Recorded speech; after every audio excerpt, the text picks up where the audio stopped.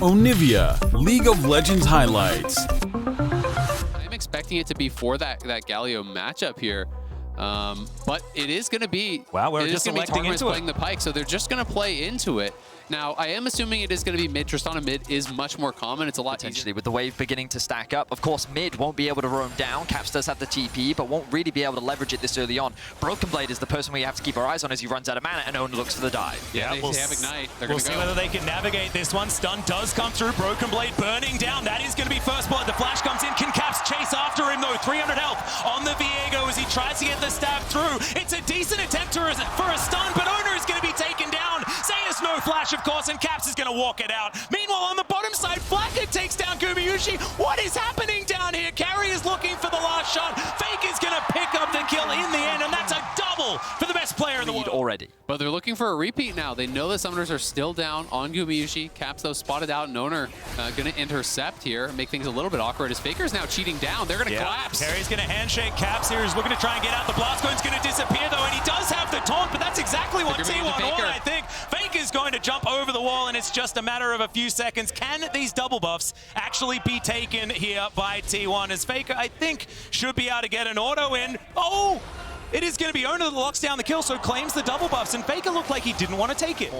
Dropping the Herald mid, I think, makes so much sense because it gives you so much more map control, and Faker's ability to siege is super strong as they look for another dive. Yeah, Cataclysm is going to start this one up as Jankos trying to get out of there, is going to survive for now. Gumayusi looking to get out. The Ignite is ticking down, but it looks like he might have got himself to relative safety. No, the answer is absolutely not, and it's a great dive to come on through. Even though G2 punch each other just a little bit on the way out, it's not going to be enough to turn it. But look at mid lane. They got 2 towers. Relief from our analysts that are just back there saying, oh yeah, they always have a plan for if something's being taken cross map. I said that before. You know, we've been saying it all tournament. In the meantime, there's a fight here towards the bottom side. Nice sidestep there from Gumayusi, still being able to weave through these autos. Owner turns up as well. Targamas in trouble, but is going to stay alive for now. Gumayusi not going to be able to find that kill and will be taken down. G2 now happy with what they've taken. Faker moving on in. It's a flash forward. It's Jankos going to get handshook out of that opportunity. Faker's going to pick up the kill as he dives on in, and he's not going to be over hungry to pick up more of these resets as T1 answer back. Free kill, but they're able to avoid the Pyke hook. They're able to avoid the knockup. We can see in the replay, Broken Blade going to get away, but there is that handshake pulling him back, and Faker comes in with the Gale Force active, gets that kill. They secure the Dragon.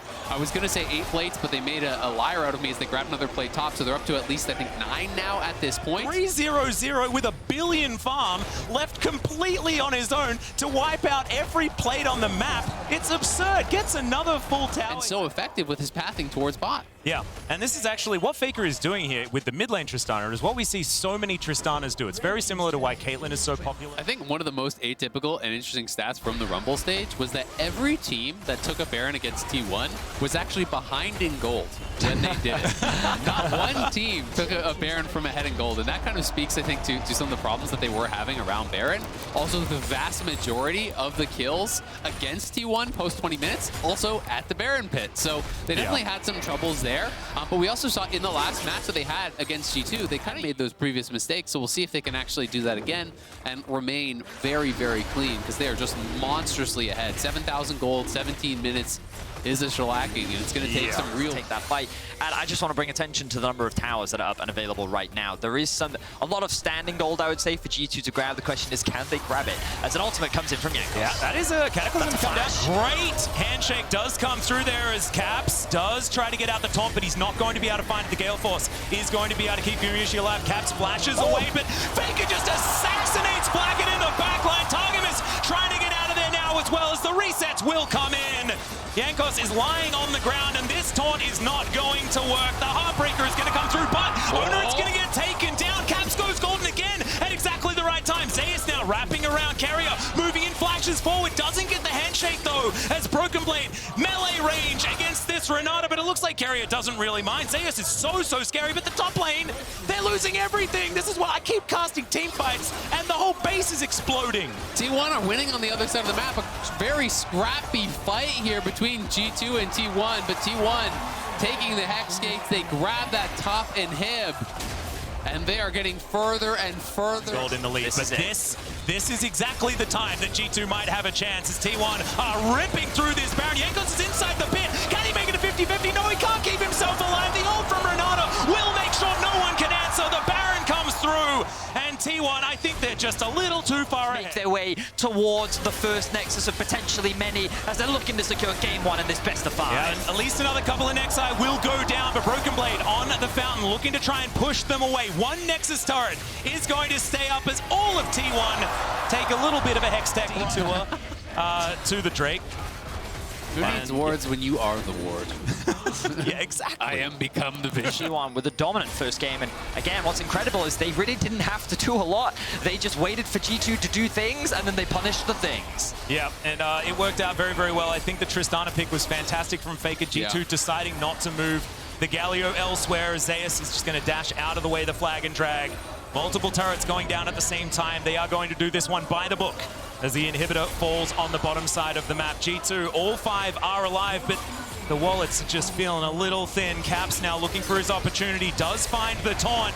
Winds of War comes through, but the Justice Punch is only going to move him further into danger. He goes golden to see his death for a moment, but T1 will be able to take him down. They'll look for this mid turret as Jankos in the middle of his Cataclysm is just going to die. And I think that's going to spell the end finally here as the Bone Skewer comes forward. Faker will get taken down, but Blackett is going to get answered immediately. And remember, T1 have a backup 80 carriers. Gumayushi's going to be able to pick up a few extra autos before destroying this Nexus. And honestly, this game 1 felt personal on the side of T1, and we'll see whether G2 can answer back in game 2. The game plan was very clear from G2.